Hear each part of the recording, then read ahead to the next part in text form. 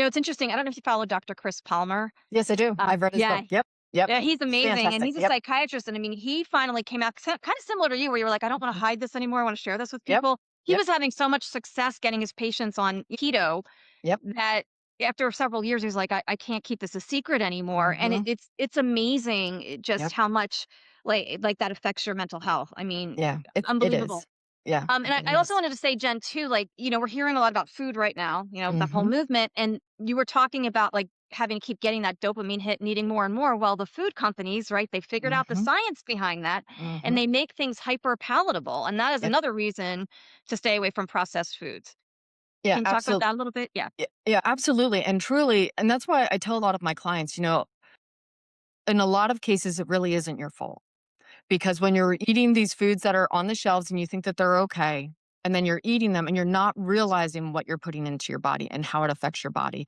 And they are created, those foods have been put through multiple tests. That's why there are food scientists and there are they help with like if it breaks a certain way, if it's a certain decibel of crunch, that hits the brain in a different way. So for us to understand it's being engineered. So if you almost think of those bags of chips, those and again, I was, And stop at one, right? yeah, you can't stop at one. And then even like with the baked snacks and like that kind of stuff, like the baked goods. I don't want to single out like one company or another, but Understand. Yeah. yeah, Yeah. but they are created to hit certain, sensors in your brain or even on your tongue. Uh, so let's just take something like for MSG. MSG will keep you hungry. It will signal to your brain, "Hey, I'm still hungry." And again, we go back to that gut microbiome. If we're not getting the nutrients in, our cells are gonna keep saying to us, "Hey, I'm still hungry. Keep feeding me because I'm not getting the energy that I need." So, really, we have a country where we're eating a lot more food, but we are actually technically malnourished because our bodies are not getting the nutrients they need to function at an optimal capacity. And that's where a lot of this disease and everything else comes from. Yeah. I mean, it's really alarming, actually, the situation we're in now. And Hmm. it really upsets me too. Like sometimes, let's say some older relatives, right, who grew up at a time when food wasn't being processed and it was really easy to lose weight. We'll look at somebody who's overweight and be like, "Oh my God, they just need to eat less. Oh my God, Hmm. how do you get that Hmm. fat?"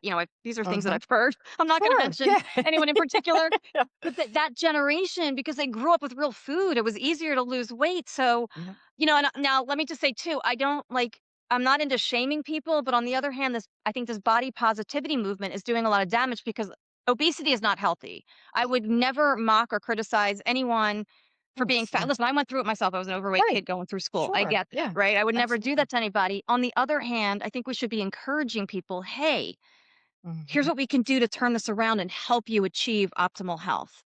Um, Yeah.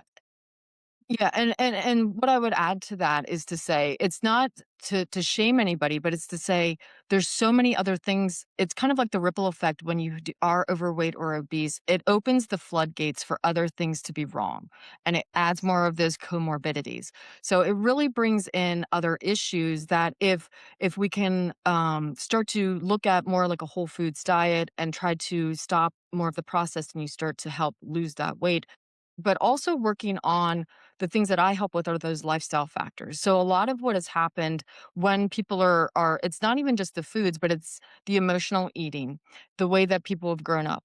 And it's the things that we've acquired over decades, those habits that have happened.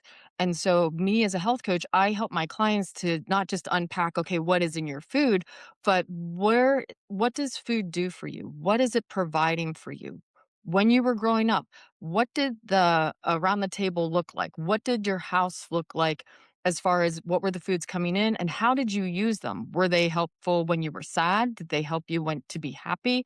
So there's a lot of emotional connection with food because we use it for so many different things because obviously it's a fuel source for us. And like you were saying, like, oh, dad, I'm celebrating. I can have this piece of chocolate or I can have this sugar. We use it in different ways, yep.